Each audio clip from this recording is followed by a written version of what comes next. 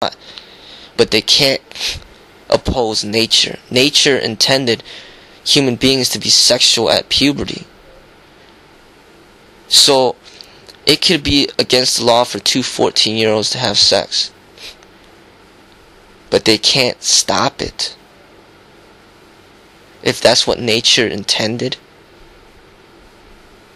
they could probably, parents could try to put both the 14-year-olds in jail, but what good is that going to do?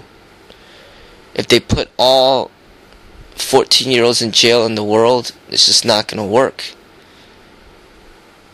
Now, if an 18-year-old has sex with a 14-year-old, they could put the 18-year-old in jail to scare the 18-year-old.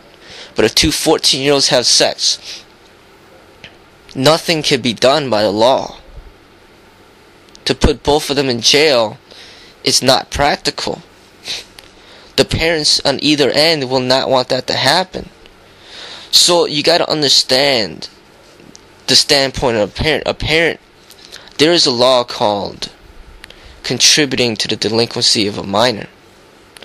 So if a parent of a 14-year-old allows the 14-year-old to have sex, the parent could be placed in jail. So say you have one parent has a 14-year-old who says, okay, it's okay for you to have sex. And then the other parent of the other 14-year-old says it's not okay for you to have sex. And then the 14-year-olds have sex. And then they say, oh, this parent said it's okay. That parent of that 14-year-old that said it's okay can go to jail for contributing to the delinquency of a child. So teenagers must be aware of where the parents, where they stand. They have no say. They can't be for.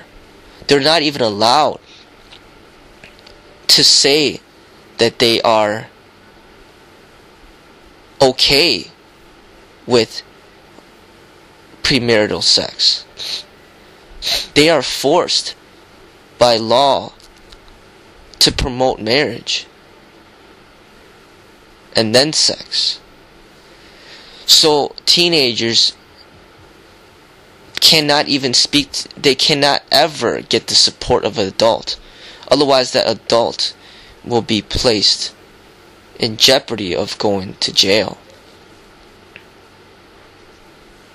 So what ends up happening is that sex has to be in private. Nobody should know except for the two people having sex. Nobody should know. No parents, no friends, nobody but the two people having sex. It is a completely private affair. The society has forced it to be this way. So for 18-year-olds that want to have sex,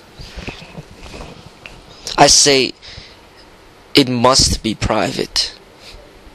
Do not advertise it to anyone, to your friends or family or anyone, but to keep it completely private. And even in public displays of affection, holding hands and kissing and hugging, now you're making people suspicious, and then you're making people jealous, envious, because they want it too, but they're not getting it. So what they try to do, they destroy what you have. They see you holding hands, kissing and hugging, they're going to try to get you in trouble. Try to tell your parents that you're having sex. You may or you may not. And then now your parents will give you hell, because they don't want to get in trouble, and they don't want you to get pregnant, or they don't want you to be a father. So it must be private. Not just that you don't tell anybody, but also public displays of affection should be minimized. All affection should be private. Because once you display affection publicly, you are enhancing the jealousies of everybody around you and increasing the chances of somebody stepping in between the intimacy that you are having with your partner. Also, labels of relationships.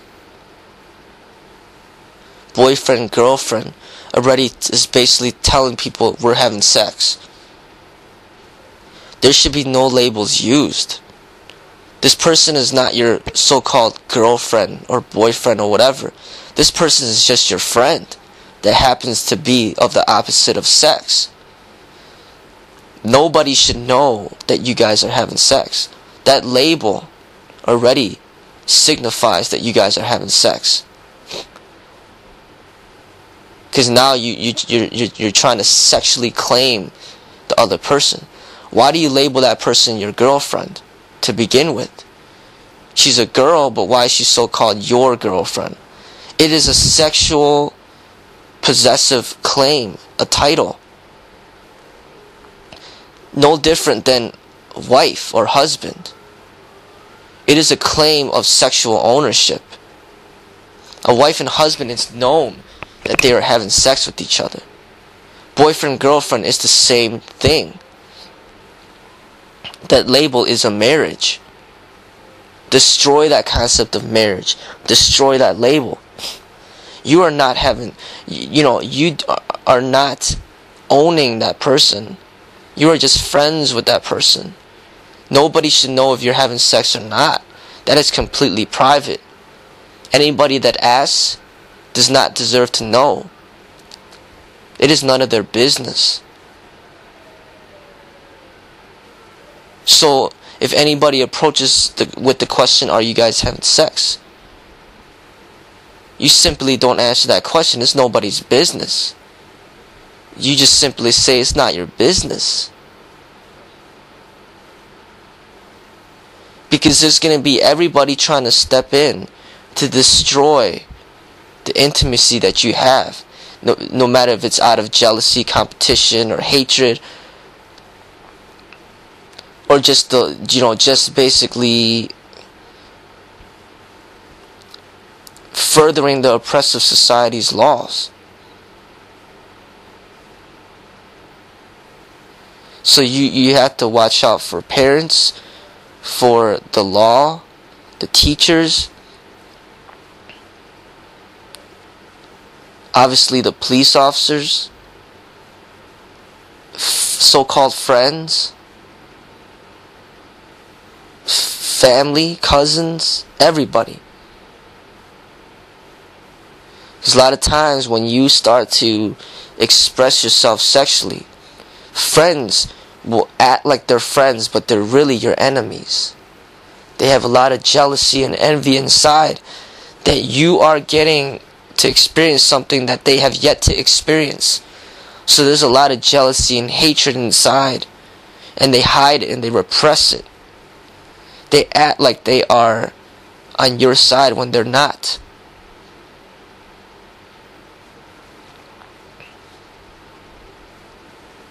I'm saying enjoy the sexual experiences, but don't advertise it. That advertising, that speaking on it, the telling your friend how great it was and all this other stuff, is already gonna destroy the intimacy that you have had with your partner.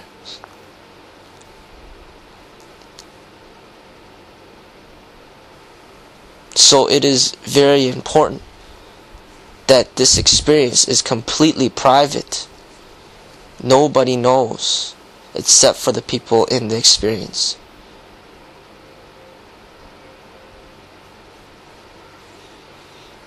So I say young adults, 18-year-olds, just have to be very responsible with their expression of sex. It is a beautiful thing. It is a natural thing. But you must be responsible. And here are just some tips to be responsible.